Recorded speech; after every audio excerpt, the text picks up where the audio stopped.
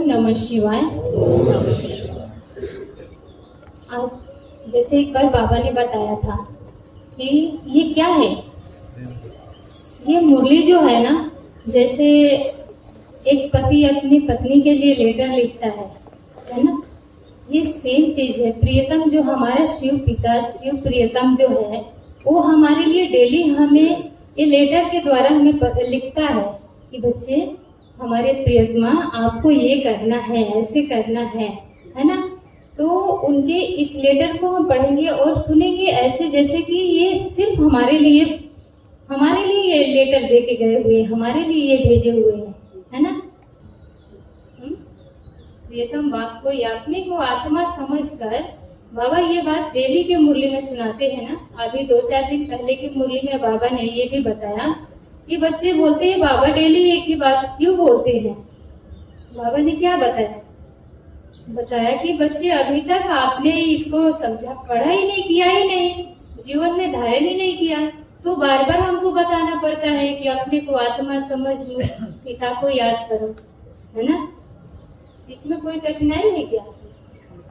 चलते फिरते उठते बैठते हर समय कर सकते हैं, है ना। जैसे दुनिया के सगे संबंधियों को जिससे हमारा ज्यादा अटैचमेंट होता है, हम उसको क्या करते हैं, हमेशा याद रखते हैं, चाहे काम करते हैं, चाहे खाना बनाते हैं, चाहे नहाते धुलाते, जो भी काम कर रहे हैं वो याद रहता है ना। ऐसा तो नहीं उसको हम कभी बैठ के याद करते हैं, वो तो चलते फिरते हर समय याद रहता है। तो बाबा कितना हमारा प्रियतम, कितना नजदीकी हो सबसे, अब उसके लिए कोई हम वर्ड भी नहीं बोल सकते जो है हमारे लिए, है। और उसको याद करने के लिए हम क्या सोचते हैं, हमारे पास टाइम नहीं है, चलो हम जब समय मिलेगा तो करेंगे, कैसे करेंगे याद, है ना, जो कि सबसे जरूरी है ना। नहीं समझते थे ना, एक शिवलिंग का बड़ा सा आकार रखा हुआ है, ये भी नहीं समझते थे कि वो हमारा पिता है? बाप पर भी तो लगाए है ना, भीतर भीतर कर हम में तुम में सब में बोल दिया है, गाली ही तो है। जिसके लिए हम बोलते हैं सांप बिच्छू सब में बोलते थे ना, और कोई हमें बोल देता था, जानवर में बोलते हैं ना, हाँ उसमें भी है भगवान, उसमें भी है।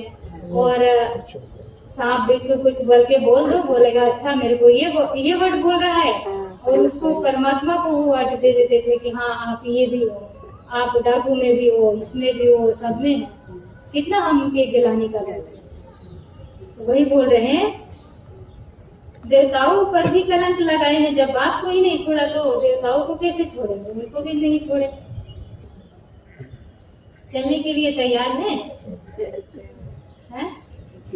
हमारे शिव साजन लेने के लिए आया है हम सबको, हम सजनी को लेने के लिए आए हैं, तैयार हैं? अभी बाप कहते हैं मैं तुम आत्माओं को ले जाने आया हूँ, बुलाया हम ही लोग ने बोल रहे हैं हमें तुम आत्माओं के बुलाने पर ही क्या है आया हूँ।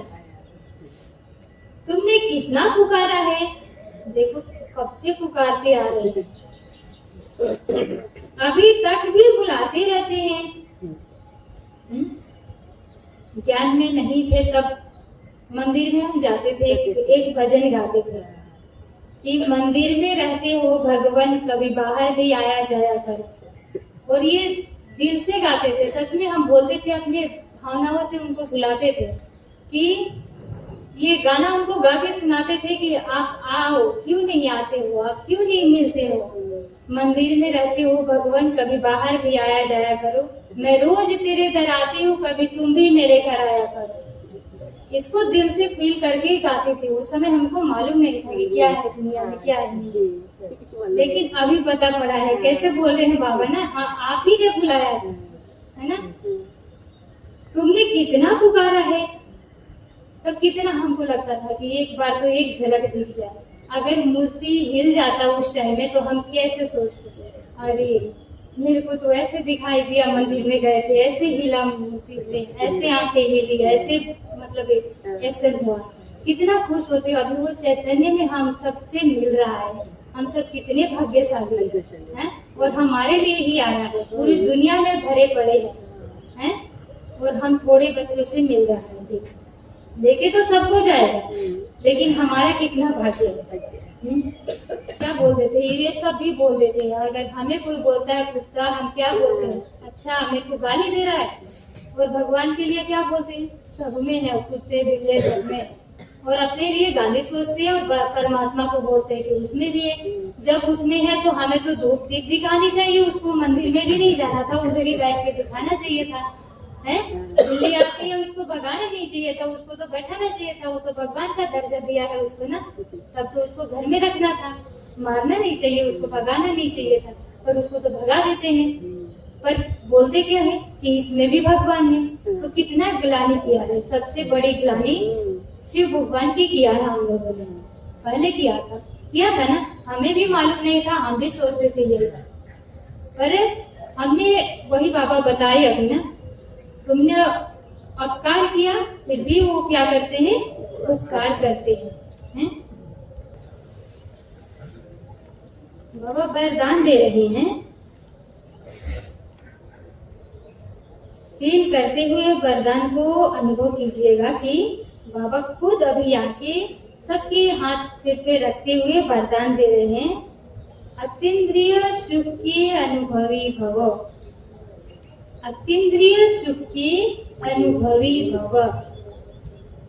सदा अतीन्द्रिय सुख में झूमने वाले हो ना, बाबा पूछ रहे हैं, सदा अतीन्द्रिय सुख में झूमने वाले हो ना, हो या नहीं है या नहीं है ना।